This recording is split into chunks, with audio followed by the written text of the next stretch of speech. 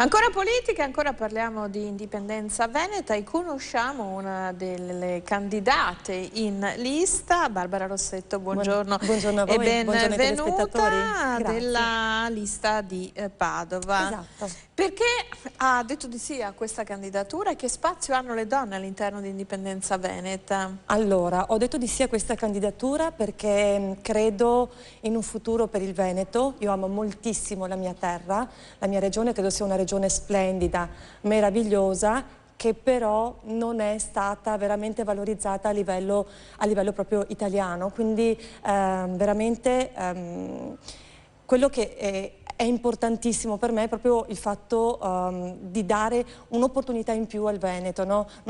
Io sono una persona che non mi fermo solo a lamentarmi, ma voglio fare qualcosa di concreto. Il futuro io lo vedo solo ed esclusivamente attraverso un processo democratico fatto proprio di indipendenza dal resto dell'Italia. Il giallo è il vostro colore, come Sì. mai questo giallo così accecante? Perché dà luce, è un bel colore, dà luce, quindi è il colore proprio della forza. Il giallo è il colore del sole, no? E della forza.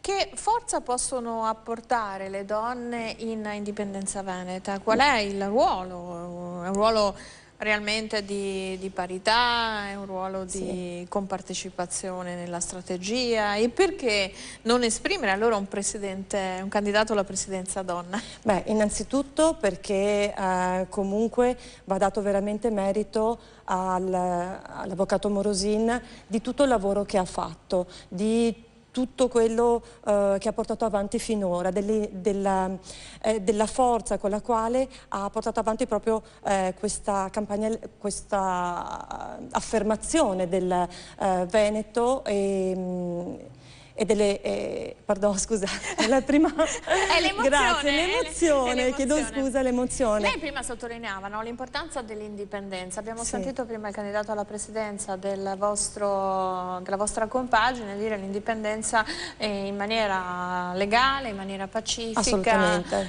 Sorge spontaneo fare questo tipo di riflessione. È vero che c'è stata l'approvazione di un referendum consuntivo, no? Sì. Cioè il Veneto può esprimere un parere, però Sì. l'indipendenza non le sembra un'utopia?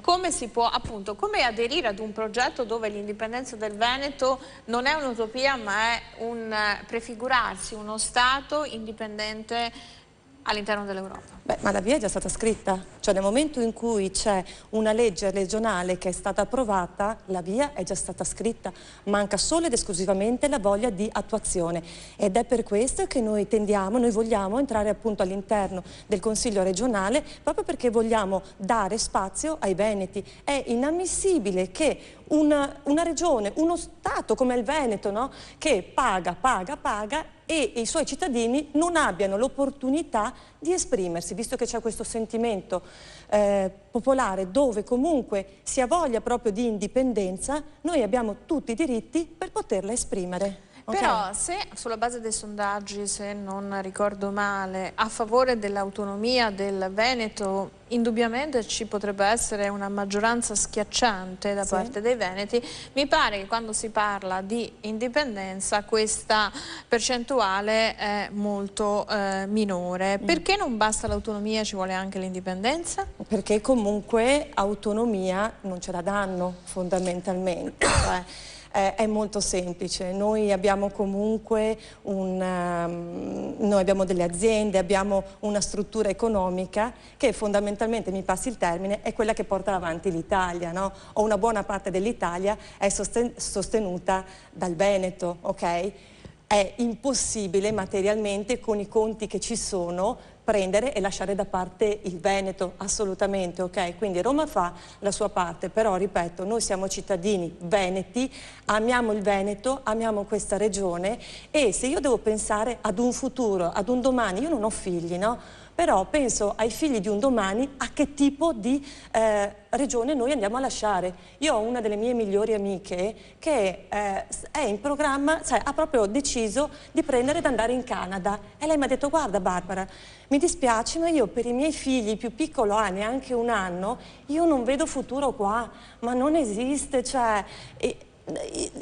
qui c'è il futuro, qui devono restare le persone migliori. Noi siamo un popolo che abbiamo lavorato, lavoriamo, lottiamo continuamente, costantemente, però non ci viene riconosciuto il nostro lavoro, non ci vengono riconosciuti tutti quei privilegi che vogliamo, se no sono riconosciuti magari ad altre regioni o ad altre realtà.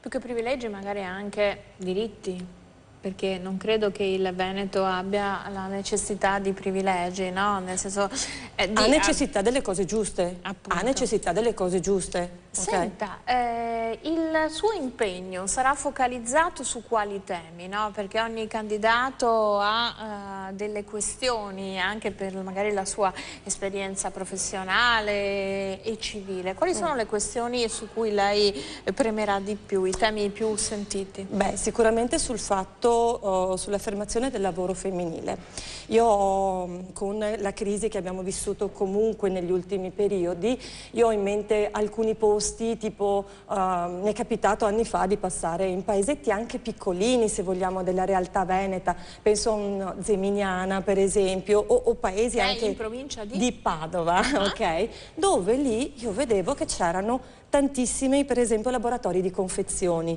ma su ogni casa c'erano 5 da una parte, 8 dall'altra, 20 donne che lavoravano dall'altra parte. Nel giro di neanche un anno, vuoi con la delocalizzazione, vuoi per l'entrata in crisi, sono spariti tutti, e sommando uno con quell'altro ancora, alla fin fine facciamo numeri. Noi non abbiamo le grandi aziende come possono esserci magari a Torino, piuttosto che a Roma, o piuttosto che a Termini Imerese o da altre parti d'Italia, però abbiamo delle piccole realtà che sono quelle che formano proprio il tessuto industriale, il tessuto artigianale del nostro Veneto. E quindi lei avrebbe in mente un progetto per rivitalizzare questa rete diffusa imprenditoriale? Come si può fare? Beh, votatemi intanto. Sì, certo, però per votare bisogna anche capire che cosa uno fa, no? Esiste il programma. Allora, quindi un'idea, non lo so, un microcredito per le donne piuttosto che un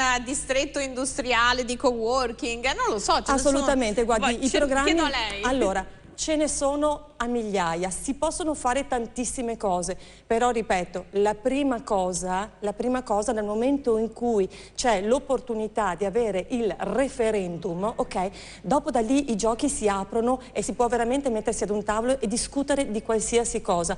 Anche per esempio il fatto stesso degli asili, no? All'interno delle strutture, avere degli asili che siano all'interno di una zona industriale, per intenderci. Queste sono cose importanti per le donne, no? Però, ripeto, tutto passa attraverso quello che è il referendum, okay? Che è l'unico nostro che vuol dire punto. la capacità di poter autolegiferare e quindi autodecidere e autodeterminarsi. Sempre parlando di donne, purtroppo la violenza sulle donne non è un'invenzione... No. Qualche progetto in merito, anche il fatto stesso che lei diceva all'interno del nostro movimento c'è dialogo, c'è compartecipazione, c'è dialettica. Questa credo che possa essere una buona base anche perché ci sia la vera parità di genere a livello di rispetto, non di legge. Che cosa pensa in questo senso, in questa direzione? Che va cambiata un pochino, diciamo, un po' la mentalità. Ok? Quindi noi ripeto, il tutto passa attraverso la base del referendum. Quindi anche in questo ambito norme che siano più a tutela reale delle donne. Sì, assolutamente. Però ovviamente quello che va cambiata un pochino da donna a donna, certo, parliamoci chiaro e tondo, è un pochino la mentalità. Ma devono cambiare le donne o gli uomini? Entrambi, entrambi, perché uno va avanti e l'altro rimane indietro, invece in realtà bisogna avere la capacità di trovarsi a metà strada, come un po' in tutto nella vita, no? Quanto le donne con l'indipendenza hanno, e con l'indipendenza, intendo dipendenza mentale, psicologica, ma soprattutto economica, possono agguantare una vera parità di diritti, e quindi quanto è importante anche dare lavoro alle donne? Beh, allora, innanzitutto bisogna che le donne imparino comunque più a mettersi in gioco, ok? Perché a volte trovo delle persone fantastiche, eccezionali, che però stanno giustamente dietro a quella che può essere la famiglia, ok? Io quello che ho visto è che ci sono donne che, messe proprio nelle condizioni di poter lavorare, operare bene, quindi riuscire a coniugare quella che è famiglia con quello che è interesse lavorativo, insomma, fanno delle grandi cose. Voi avete degli asili nido qui?